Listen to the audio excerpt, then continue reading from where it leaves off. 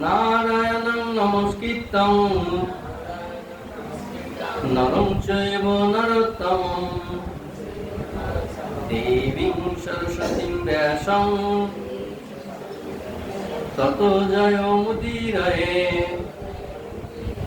নষ্টপ্রায়েষু অভদ্রেষু নিত্যং ভাগবত সেবয়া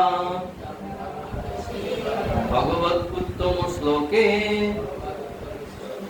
ভক্তির্ভবতি নৈষ্ঠিকি। মুখং করতি বাচালং পঙ্গুং লঙ্ঘয়তি গিরিম যৎকৃপাতমহং বন্দে পরমানন্দ মাধবম শ্রীচৈতন্য ঈশ্বরম শ্রীগুরুদীনতারিণম। ওম নমো ভগবতে বাসুদেবায়। ওম নমো ভগবতে বাসুদেবায়। ওম নমো ভগবতে বাসুদেবায়।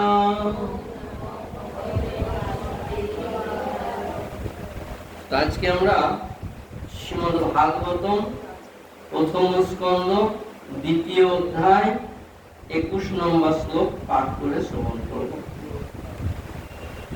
হিত্যতে হৃদয় গ্রন্থি ছিদ্যন্তে সর্বসংশয়া ক্ষীয়ন্তে চস্য কর্মাণি দিষ্ট এবাত্মনি ঈশ্বরে। ভিত্ততে হৃদয় গ্রন্থি ছিদ্যন্তে সর্বসংশয়া ক্ষীয়ন্তে চস্য কর্মাণি দিষ্ট এবাত্মনি ঈশ্বরে। অনুবাদ এবং তাৎপর্য। অনুবাদ: আত্মার আত্মা পরমাত্মা ভগবানকে দর্শন হলে হৃদয় গ্রন্থি ছিন্ন হয়, সমস্ত সংশয় দূর হয় এবং সমস্ত কর্মফল ক্ষয়প্রাপ্ত হয়। আত্মার আত্মা পরমাত্মা ভগবানকে দর্শন হলে হৃদয় গ্রন্থি ছিন্ন হয়। হৃদয় গ্রন্থি, গ্রন্থি মানে গিঁট, হৃদয়ের গিঁট। সেই গিঁটটা কি রকম? হৃদয়ের গিঁটটা হচ্ছে এরকম যে একের প্রতি আরেকের প্রতি আকর্ষিত। এইটা হচ্ছে গ্রন্থি, হৃদয় গ্রন্থি। স্বামী স্ত্রী, পুরুষ নারীর প্রতি যে আকর্ষণ, এটাকে বলছে হৃদয় গ্রন্থি। এটা ছিন্ন করা খুব কঠিন, এটা থেকে মুক্ত হওয়া খুব কঠিন, এই গ্রন্থি। তো এটা কিভাবে নষ্ট হবে, ছিন্ন হবে? যদি আমরা পরমেশ্বর ভগবানকে দর্শন করতে পারি বা পরমেশ্বর ভগবানের সঙ্গে আমাদের সম্পর্ক স্থাপিত হয়। আত্মা পরমাত্মা, আমরা হচ্ছে জীবাত্মা, আর আমাদের পরমাত্মা হচ্ছে ভগবান। তো এই জীব যখন পরমাত্মার সঙ্গে, ভগবানের সঙ্গে যুক্ত হবে, তার সম্পর্ক প্রতিষ্ঠিত করবে, তখন তার এই হৃদয় গ্রন্থি অর্থাৎ এই গিঁট, স্বামী স্ত্রীর যে আকর্ষণ, নারী পুরুষের যে আকর্ষণ, সেটা মুক্ত হয়ে যাবে। আর যত সংশয়, যত সন্দেহ, সব দূর হবে, চলে যাবে। আর সমস্ত কর্মফল ক্ষয়প্রাপ্ত হয়ে যাবে, কর্মের ফল থাকবে না। কেন না? যেহেতু আমরা ভগবানের সঙ্গে যুক্ত হয়েছি। আর যুক্ত সঙ্গে সঙ্গে হবে না, অভ্যাস করতে করতে হবে, একদিনে তা হবে না। তো যখন অভ্যাস আমরা করতে থাকি, তখন কি হয়? আমাদের কর্মগুলো ক্ষয় হতে থাকে না। কারণ ভগবানের সেবায় যখন আমরা যুক্ত থাকি, তখন সেটাকে কি বলে? অকর্ম বলে, কর্ম নয়। সেই জন্যে কর্মের ফল পাপা পুণ্য আমাদের আর থাকে না। আর যেহেতু আমরা ভগবানের সঙ্গে যুক্ত হচ্ছি, চেষ্টা করছি, চিন্তা করছি, শ্রবণ করছি, কীর্তন করছি, মনন করছি, নাম করছি, সেই জন্য আমাদের কর্মের পাপগুলো নষ্ট হয়ে যাচ্ছে। যেহেতু আমরা ভগবানের সেবার জন্য, ভগবানকে সন্তুষ্ট করার জন্য কর্ম করছি, আর সেই কর্মগুলো অকর্ম হয়ে যাচ্ছে, ফল প্রদান করছে না। আর সেই অকর্মটা কি হচ্ছে? ভক্তি। তাই ভক্তির মাধ্যমে ভগবানকে জানা যায়। তাই ভগবানের যখন আমরা সেবা করব ভক্তিভাবে, ভক্তিমূলক ভাবে, তখন ভগবান সন্তুষ্ট হয়ে আমাদেরকে তার সঙ্গে এই সম্বন্ধ স্থাপন করা হয়। যখন আমাদের সঙ্গে সম্বন্ধ স্থাপন হয় ভগবানের সঙ্গে, ভগবানকে যখন দর্শন করবো বা চিন্তন করবো বা মনে করবো, ভগবানের হৃদয়ে দর্শন করব, তখন আমাদের এই যে পদ অভ্যাসগুলো সব চলে যাবে। নষ্ট প্রায়শু অভদ্রেশু, অভদ্রগুলো নষ্ট হয়ে যাবে, প্রায় নষ্ট হয়ে যাবে। তো কখন?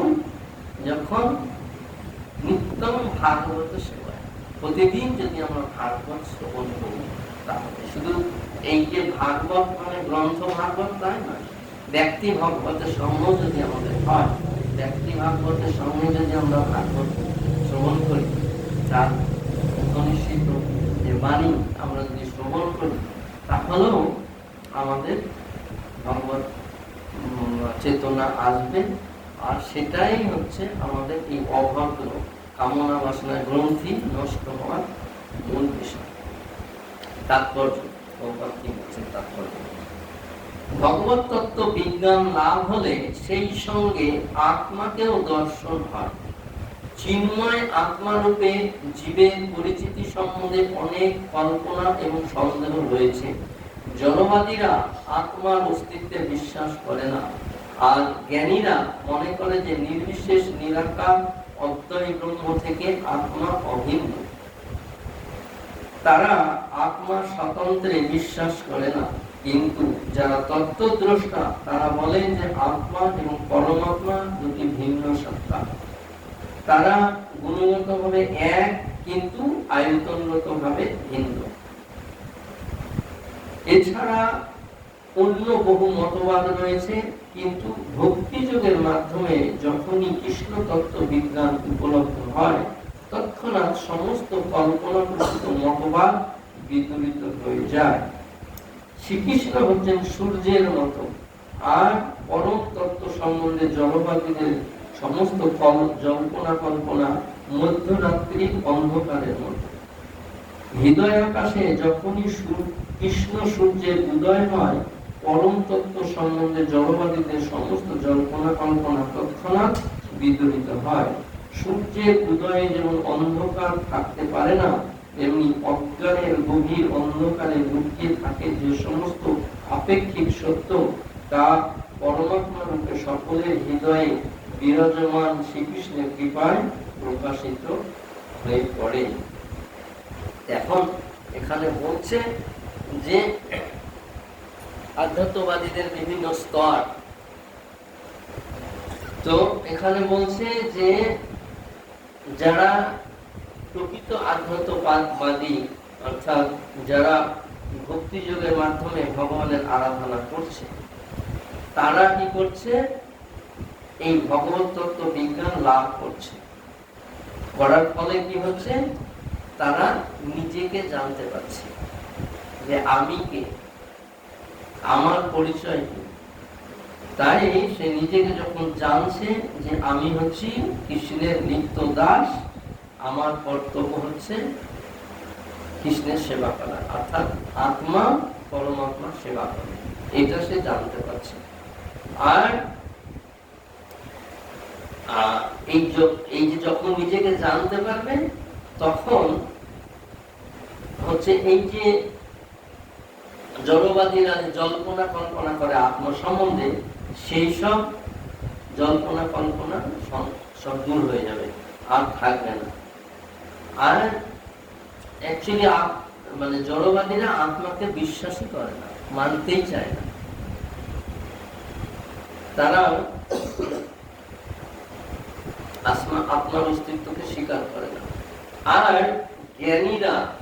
জ্ঞানীরা কি করছে, যে তারা আত্মাকে অভিন্ন বলছে, অদ্বয় তত্ত্ব, পরম তত্ত্ব, ভগবান থেকে আত্মাকে আলাদা করছে না, একই মনে করছে, অদ্বয় আর অভিন্ন, ভিন্ন নয়, সেটা তারা বলছে নিরীশ্বরবাদী। যেহেতু ভগবানকে তারা সাকার রূপে দর্শন করে না, মানে না, তাই তারা ব্রহ্মের উপাসনা করে, ভগবানের জ্যোতির উপাসনা করে। তাই তারা মনে করছে যে যখন আমরা এই দেহ ত্যাগ করে সিদ্ধি প্রাপ্ত হব, তখন আমরা ভগবানের সঙ্গে এক হয়ে যাব। তাই তারা বলছে আত্মা আর পরমাত্মা অভিন্ন নয়, একই। আর এদিকে কি বলছে, যারা তত্ত্বদ্রষ্টা,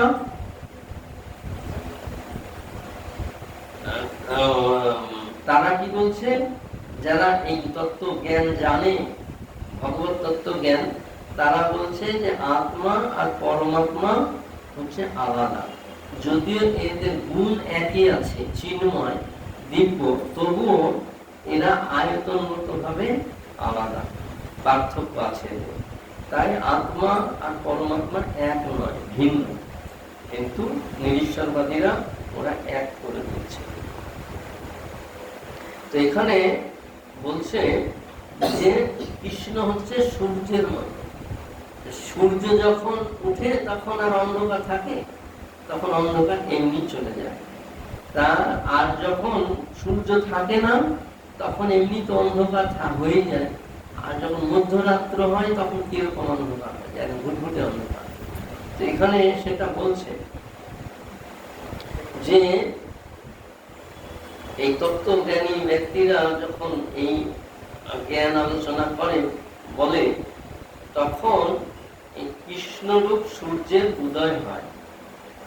যখন কৃষ্ণরূপ সূর্যের উদয় হয়, তখন অন্ধকার থাকে না, চলে যায়। যেহেতু সেখানে কৃষ্ণের তত্ত্ব, কৃষ্ণ তত্ত্ব, পরম তত্ত্ব সম্বন্ধে পূর্ণভাবে আলোচিত হয়। আর মায়াবাদী, নিরীশ্বরবাদীদের কাছে মধ্যরাত্রির মতন অন্ধকার। তারা জল্পনা কল্পনা করে তারা শেষ পর্যন্ত ব্রহ্মে লীন হয়ে তারাই ভগবান সেজে যায়। এইখানে সেটাই বলছে যে তারা ওই অন্ধকারের মধ্যেই থেকে যায়, তারা সূর্যের আলো আর দেখতে পায় না, ভগবানকে আর তারা দর্শন করতে পারে না, দেখতে পায় না। আর যখন সূর্যের উদয় হয়, তখন এই যে আমাদের হৃদয়ের যে কৃষ্ণ প্রেম, ভক্তি, শুদ্ধ ভক্তি, সেইটা তখন আর লুকিয়ে থাকতে পারে না, আলোতে প্রকাশ হয়ে যায়।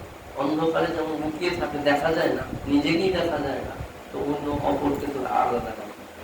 কিন্তু সূর্য উঠলে সব দেখা যায়, সূর্যকেও দেখা যায়, সবকিছু দেখা যায়। তাই এখানে বলছে এই তত্ত্বদর্শীরা যেভাবে ভগবানের আলোচনা করে বা শ্রবণ করে যারা তাদের কাছ থেকে, তো তাদের এই যে পরম সত্য, যে হচ্ছে সত্য জিনিস যে লুকিয়ে থাকে, সেগুলো আর লুকিয়ে থাকতে পারে না, প্রকাশ হয়ে যায়। তো সেই জন্য তারা নিজেকেও দেখে, ভগবানকেও দেখতে পায়। এই তত্ত্বদর্শীর কাছ থেকে যখন আমরা শ্রবণ কীর্তন করি। ভগবত গীতা 10:11-তে ভগবান বলেছেন যে তার শুদ্ধ ভক্তদের প্রতি তার বিশেষ কৃপা প্রদর্শন করে তিনি তাদের হৃদয়ে বিশুদ্ধ জ্ঞানের আলোকবর্তিকা জ্বালিয়ে তাদের হৃদয়ে সংশয়রূপী সমস্ত অন্ধকার বিদরিত করেন। ভগবান 10ম অধ্যায় বিভূতি যোগের 11 নম্বর শ্লোকে বলছেন, তেষাম এবামি তেষাম নিত্যাভিযুক্ত 11 নম্বর শ্লোক।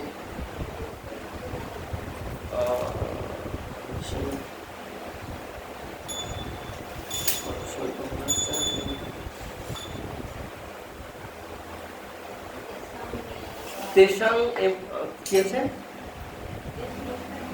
হ্যাঁ, 11 নম্বর শ্লোকটা, তেষাম এবাবি অজ্ঞানতম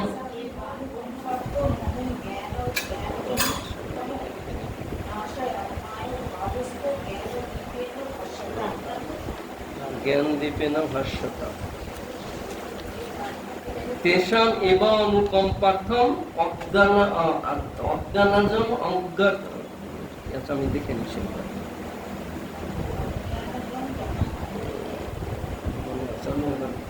দেখে নিচ্ছি।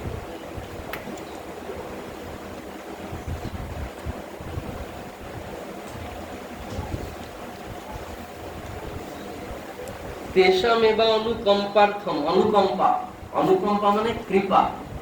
তেষাম এব অনুকম্পার্থম অহম অজ্ঞানজন্তম।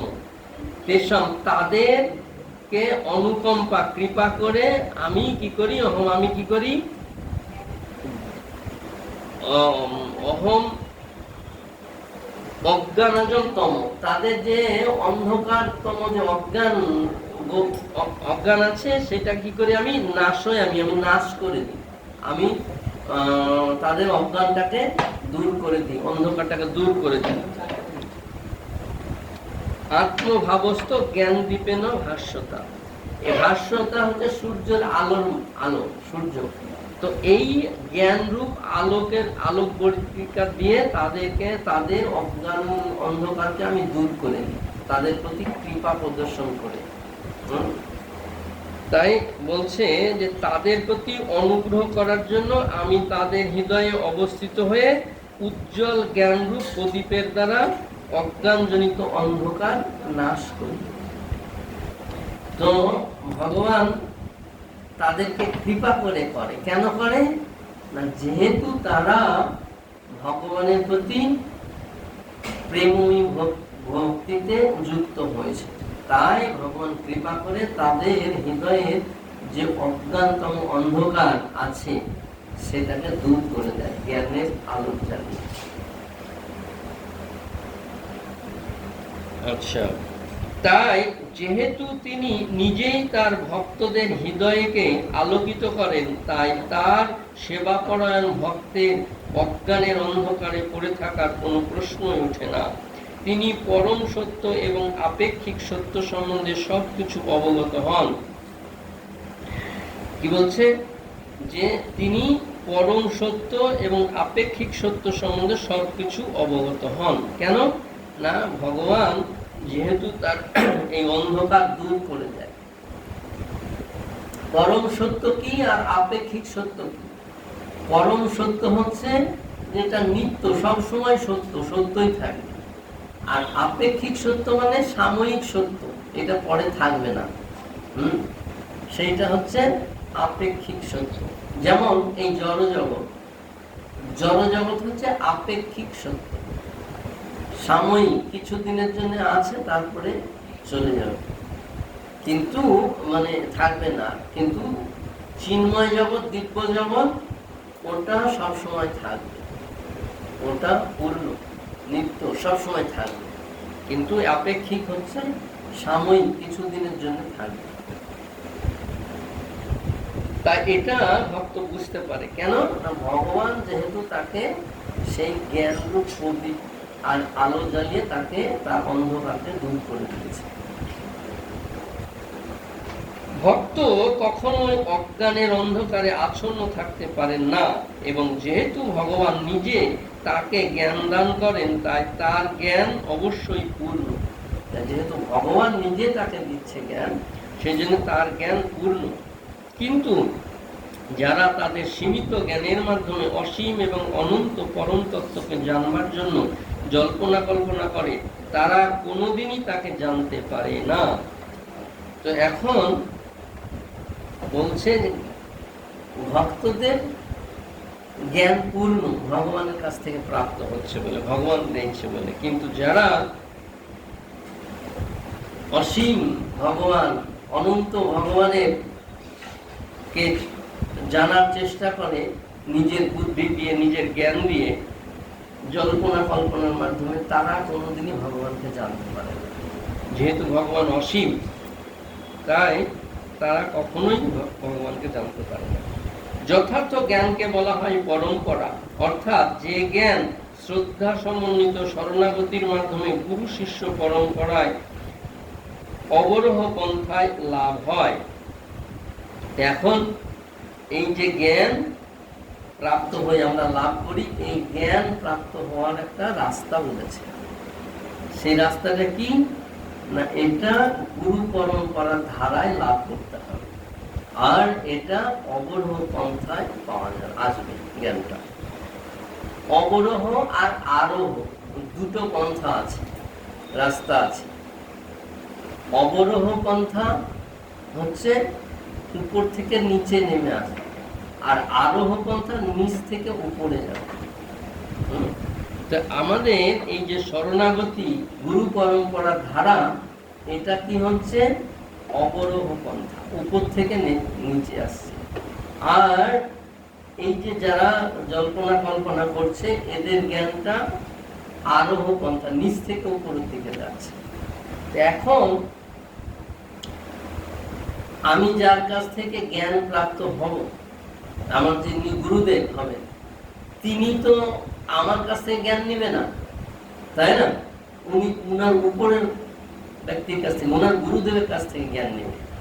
আর তার গুরুদেব তো তার শিষ্যের কাছ থেকে নেবে না, তার গুরুদেবের কাছ থেকে নেবে। তার মানে কি, উপর থেকে আসছে জ্ঞানটা, তাই না? আর এদের জ্ঞানটা কি হচ্ছে, নিচ থেকে যাচ্ছে, জল্পনা কল্পনা করছে, আমি বলছি এটাই ঠিক, তাই না? সেই জন্যে গুরু পরম্পরা না হলে এই জ্ঞান প্রাপ্ত হওয়া যাবে না, উপর থেকে জ্ঞান নেমে আসবে পরম তত্ত্ব। সেই জন্য বলছে কি, যে মহাজন যেন গতস্ব পন্থা, মহাজনরা যে পথ দেখিয়েছে আমাদেরকে সেই পথে চলতে। তো মহাজন কারা? 12 জন মহাজন আছে, তাই না? তো তারা এই জ্ঞানটা প্রাপ্ত হয়েছে তার গুরুদেব থেকে, এইভাবে পরম্পরা আসছে। তো এই জ্ঞান হচ্ছে কৃষ্ণ থেকে এসেছে। কৃষ্ণ কাকে দিয়েছে? ব্রহ্মাকে দিয়েছে। ব্রহ্মা কাকে দিয়েছে? নারদ মুনিকে দিয়েছে।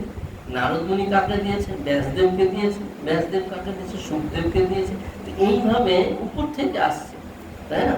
তো এইভাবে পরম্পরা জ্ঞান প্রাপ্ত হচ্ছে। কিন্তু আরোহ পন্থা কি, নিচ থেকে। আমি জানি না, তাহলে আমি আর কি জ্ঞান দিব, তাই না? তো সেই জন্যে এই আরোহ পন্থাটা ঠিক নয়, যথার্থ নয়।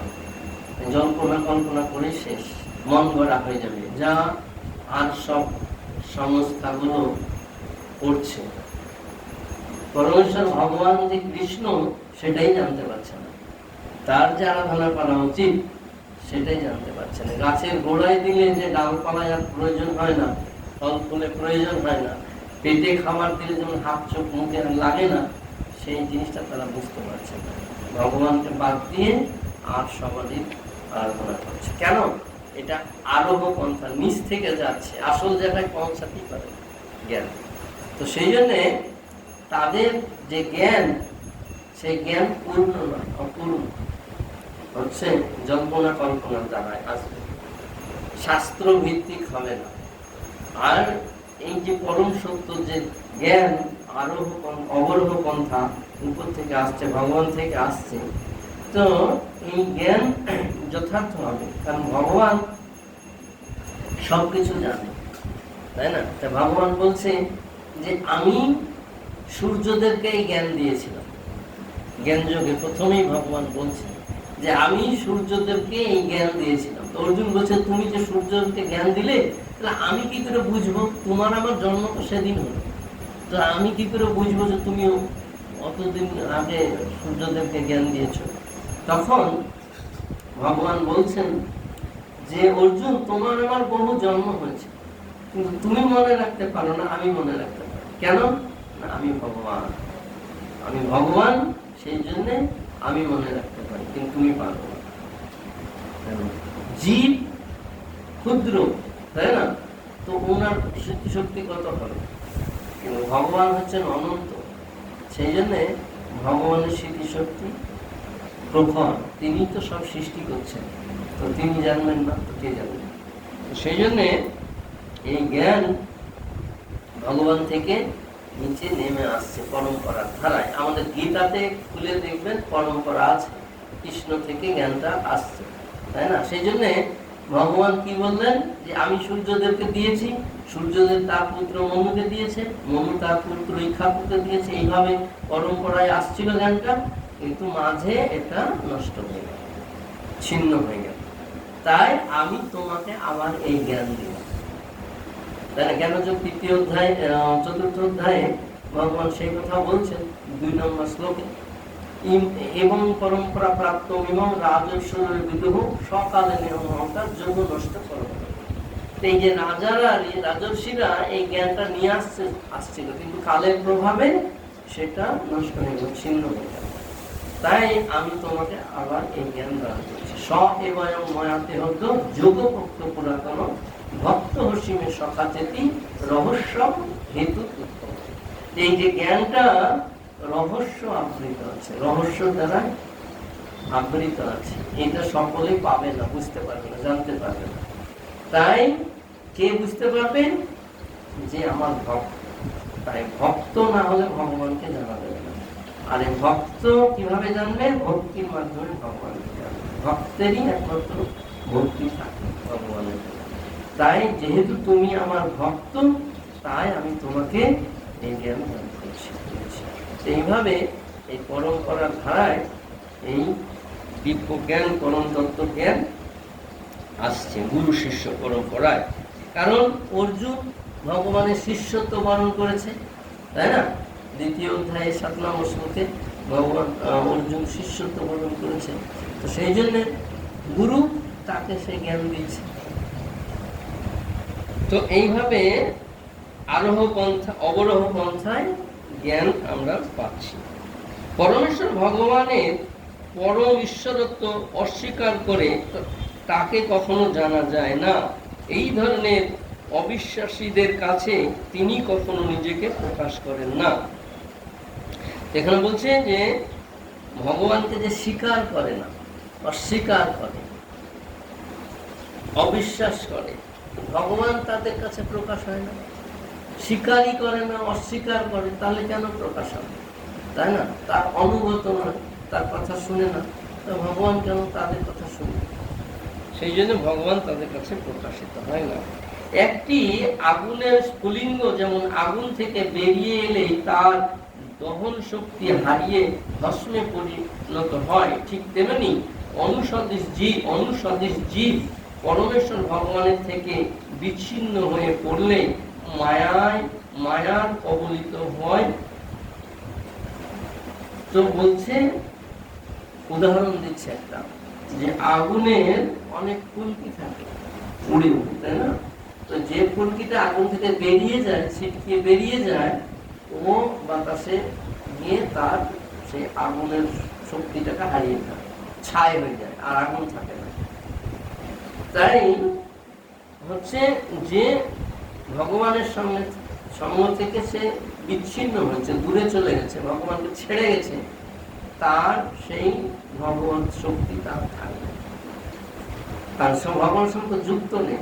সেই সচ্চিদানন্দ যে স্বরূপ, সেই স্বরূপটা সে হয়ে যাবে, আর থাকবে না, কারণ সে দূরে চলে এসেছে সঙ্গে নেই। কিন্তু যখন আবার সেই আগুনের মধ্যে ছাইটাকে দেওয়া যাবে, তখন ছাইটার মধ্যে আবার সেই আগুন চলবে, আসবে, তখন সে আবার দাহন শক্তি পেয়ে নেবে। অর্থাৎ এই জীব যখন ভগবান থেকে দূরে আসলো, তখন তার স্বরূপ হারিয়ে গেল। সচ্চিদানন্দ যে স্বরূপ হচ্ছে চিন্ময়, ভগবানের নিত্য দাস, সেটা সে হারিয়ে ফেলল। যখন আবার ভগবানের সঙ্গে যুক্ত হলো, তখন আবার সে তার সেই সচ্চিদানন্দ স্বরূপ পেয়ে গেল। তো এইভাবে যখন জীব ভগবানের সঙ্গে যুক্ত হয়, তখন সে আবার তার সেই পূর্ণ শক্তি লাভ করে। ঠিক তেমনি অনুসদৃশ জীব পরমেশ্বর ভগবানের থেকে বিচ্ছিন্ন হয়ে পড়লেই মায়ার কবলিত হয়। ভক্তরা বিনীত এবং তাই দিব্য জ্ঞান অবরোহ পন্থায় তাদের কাছে নেমে আসে। এই পন্থায় পরমেশ্বর ভগবান শ্রীকৃষ্ণ প্রথমে এই জ্ঞান দান করেন ব্রহ্মাকে, তারপর ব্রহ্মা তার পুত্র শিষ্যদের সেই জ্ঞান দান করেন। এইভাবে গুরু শিষ্য পরম্পরার ধারায় এই জ্ঞান প্রবাহিত হয়। পরমাত্মা রূপে ভক্তের হৃদয় থেকে ভগবান তাকে এই জ্ঞান লাভ করতে সাহায্য করেন। এটি হচ্ছে পারমার্থিক জ্ঞান লাভের যথার্থ পন্থা। পন্থা মানে রাস্তা। তাই এই জ্ঞান লাভ করার রাস্তা ভগবান গীতাতে বলে দিয়েছেন। 4th অধ্যায় জ্ঞানযোগের 34 নম্বর শ্লোকে ভগবান বলছেন, তদ্বিদ্ধি প্রণিপাতেন পরিপ্রশ্নেন সেবয়া উপদেশান্তিতে জ্ঞান জ্ঞানীন তত্ত্বদর্শী।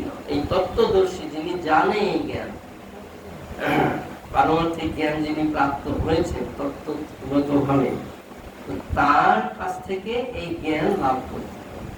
তো সেই তত্ত্ব ব্যক্তি কিভাবে কেন সেই জ্ঞান দান করবে না, তার শরণাগত হতে হবে, তার আশ্রয় লাভ করতে হবে, তার অনুগত হতে হবে, আর তিনি যেটা বলবেন সেটা পালন করতে হবে। তাহলে এই জ্ঞান তিনি দান করবেন। আর কেন, কিভাবে দান করবেন, কেন দান করবেন না, এই জ্ঞানটা প্রাপ্ত হওয়ার জন্য প্রশ্ন করতে হবে। কিরকম প্রশ্ন? বিনম্র চিত্তে, হ্যাঁ, খুব নম্র ভাবে, দিনহীন ভাবে, আমি একদম কিছুই জানি না, বোকা, আমি জানি না, তাই আমাকে কৃপা করে এই জ্ঞান দান করুন। দৈন্য ভাবে, দিনহীন ভাবে, উদ্ধত নয়, মানে অহংকারের ভাবে মানে নেওয়া যায় না এই জ্ঞান, বিনীত ভাবে, দৈন্য দিনহীন ভাবে নিতে হয়। আর সেই তত্ত্বদ্রষ্টা ব্যক্তিকে কি করতে হয়? সেবা করতে হয়। তো অকৃত্রিম সেবা, অকৃত্রিম সেবা মানে সেখানে ছলনা নয়, সেখানে কপটতা নয়, সরল হৃদয়ে তাকে সেবা করতে হবে। সেবাটা কি? সেবা হচ্ছে তিনি যেটা বলবেন সেটা শুনে পালন করা, সেটাই হচ্ছে সেবা, বাণী সেবা। সেবা দুই ভাবে হয়, একটা হচ্ছে বপু সেবা, একটা হচ্ছে বাণী সেবা। তো বপু সেবা তো সবার ধারায় হয় না, সবাই করতে পারে না, তাই বাণী সেবা, তিনি যেটা বলেন সেটা যদি আমরা জীবনে পালন করি তাহলে তিনি আমাদেরকে এই জ্ঞান দান করবেন, সেটাই হচ্ছে সেবা, তিনি সন্তুষ্ট হবেন। তাই এই তত্ত্বদ্রষ্টা ব্যক্তির সেবা করে তার কাছ থেকে জ্ঞান লাভ করতে হয়।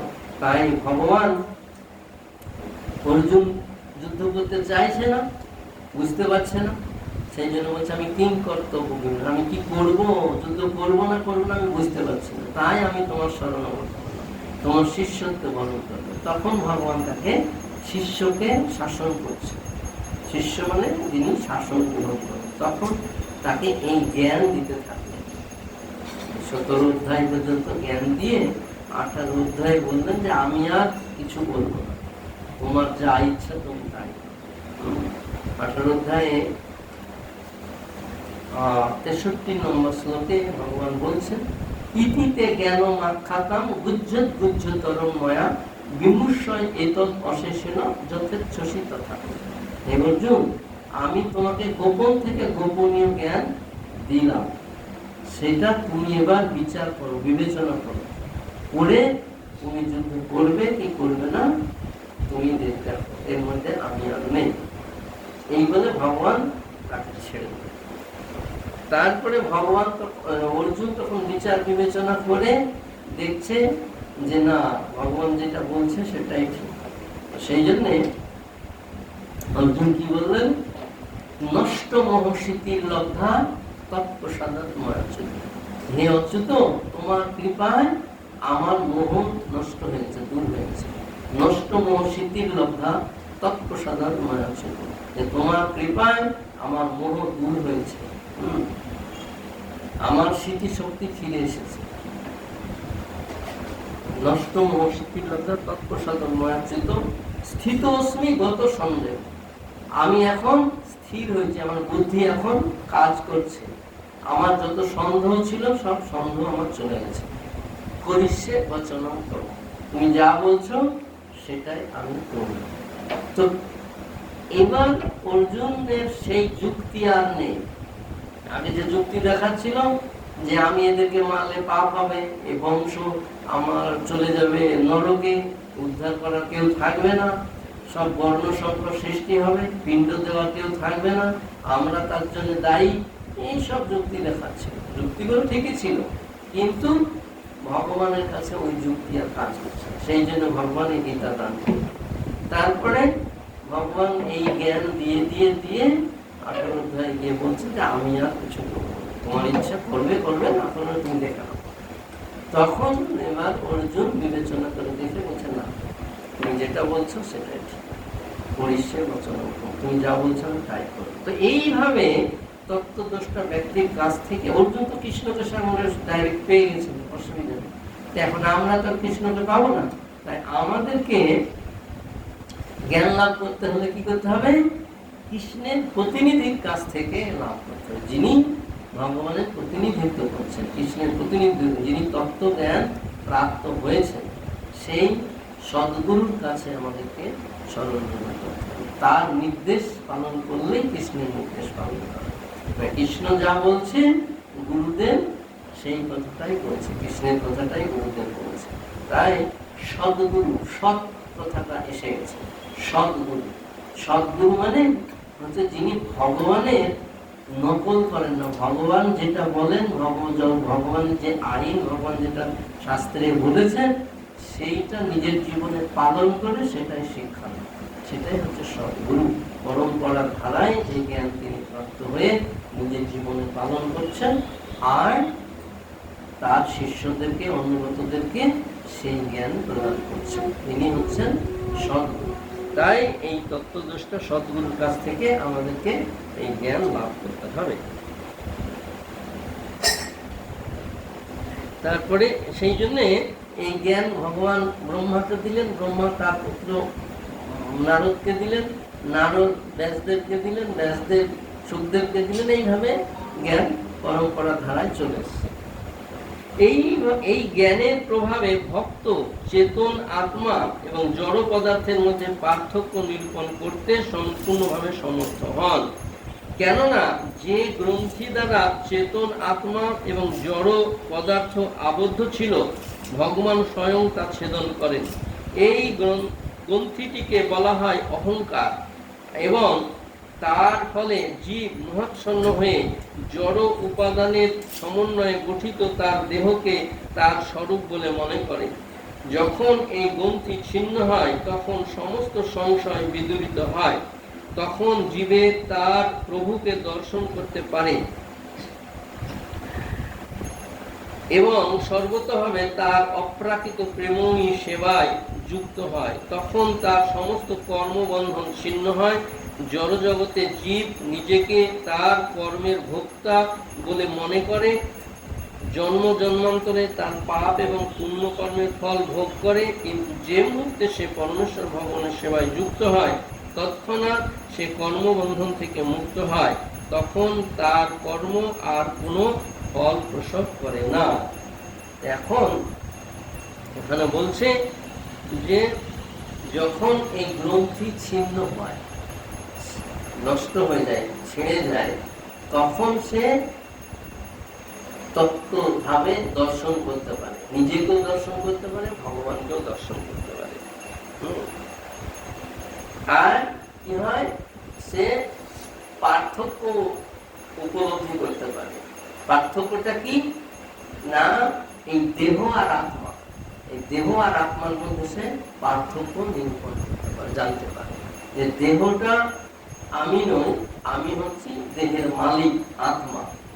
তাই আত্মার কর্তব্য হচ্ছে পরমাত্মার সেবা করা। সেই জন্য তখন সে কি করে, দেহের সুখ, দেহের আনন্দ বিধানের জন্য আর কোনো কর্ম করে না।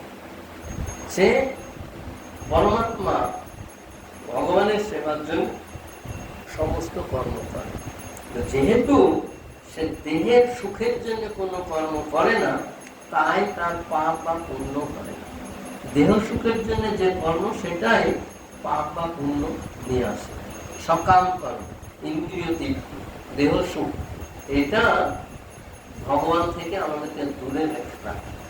আর এই জন্যেই আমাদের এই কর্মের ফল ভোগ করতে হয়। কিন্তু যখন সে বুঝতে পারে যে আমি দেহ নয়, আমি আত্মা, আত্মার কাজ পরমাত্মার সেবা করা, তখন তার এই বোধ চলে আসে যে আমি দেহ নয়, আমি আত্মা, তাই দেহ সুখের জন্য আমি আর কিছু করব, ভগবানের সুখের জন্য আমি করব, আমি ভগবানের অংশ। জীব জীবের স্বরূপ হয় নিত্য কৃষ্ণ দাস, কৃষ্ণের সেবা। আর ভগবান বলছেন যে এই জীবগুলো হচ্ছে আমার সনাতন অংশ। 15 অধ্যায় পুরুষোত্তম যোগে 7 নম্বর শ্লোকে ভগবান বলছেন মমই মাংস জীবলোকে জীবভূত সনাতন। এই যে সনাতন জীব, এ হচ্ছে আমার বিভিন্ন অংশ। তাই আমরা যখন এই ভগবানের সেবায় যুক্ত হব, অর্থাৎ তত্ত্বগতভাবে নিজেকে জানবো, তখন আমরা জানবো যে আমি দেহ নয়, আমি হচ্ছে ভগবানের বিভিন্ন অংশ, জীবাত্মা। তাই আমাদের অংশের কাজ পূর্বের সেবা করে। তাই আমরা তখন ভগবানের সেবায় যুক্ত হব, তখন আমাদের আর পাপ বা পুণ্য থাকবে না, সেইটা হয়ে যাবে ভক্তি, অকর্ম, ফল দেবে না। কিন্তু যখন দেহের সুখের জন্য আমরা কর্ম করব, তখন সেইটা আমাদের পাপ বা পুণ্য করা লাগবে। এখানে এইভাবে বলা হচ্ছে যে জ্ঞান কিভাবে লাভ করতে হয়, আর এই জ্ঞান লাভ করার ফলে আমার এই জড়জগতের বন্ধন থেকে মুক্তি লাভ করতে পারি।